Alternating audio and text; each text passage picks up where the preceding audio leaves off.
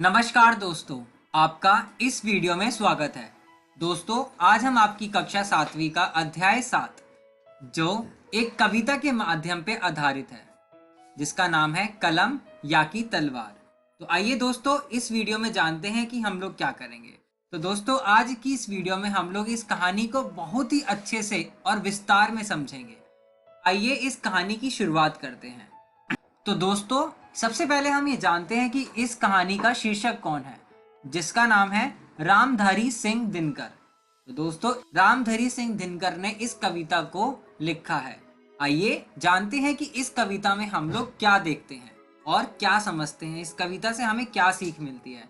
इस कविता को अगर मैं बहुत अच्छे से और छोटे तरीके में बताऊं तो इस कविता में कलम मन के ऊंचे भावों का प्रतीक है और तलवार तन की शक्ति का प्रतीक है। कवि ने कलम को तलवार से ज्यादा महत्वपूर्ण बताया है यहाँ पे इस कविता में।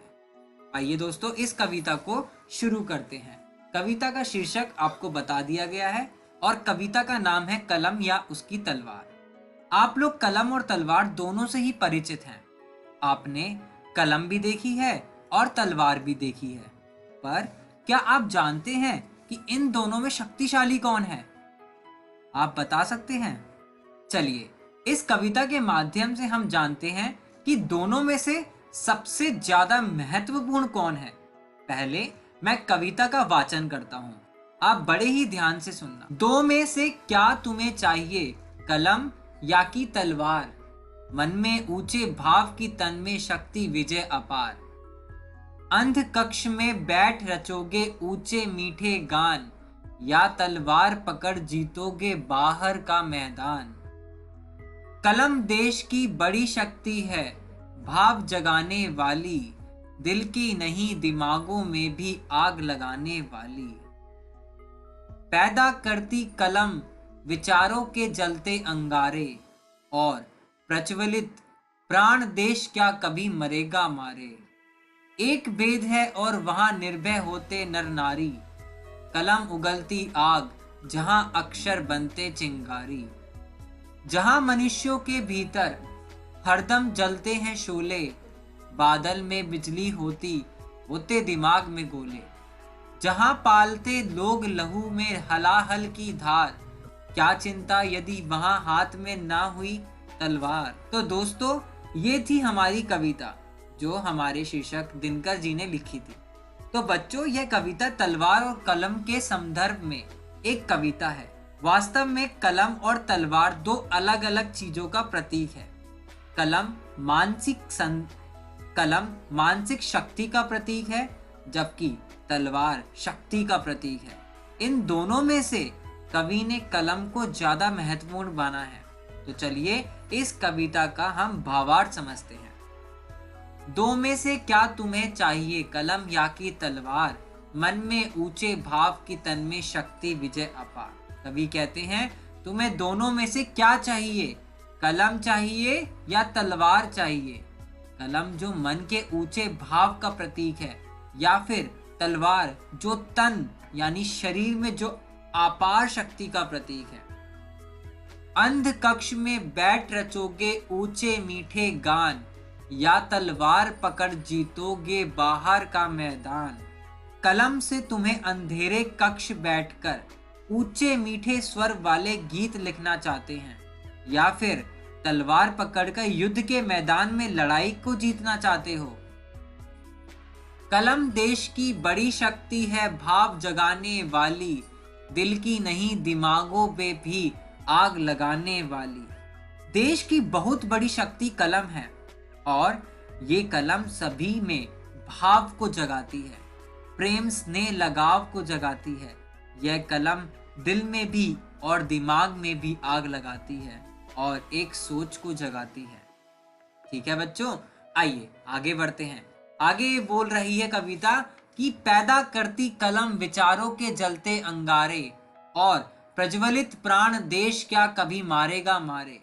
कवि दिनकर जी कहते हैं, कलम विचारों के ऐसे जलते अंगारे पैदा करती है कि उससे प्रज्वलित देश कभी किसी का गुलाम नहीं हो सकता, कभी किसी के मारे से भी नहीं मर सकता।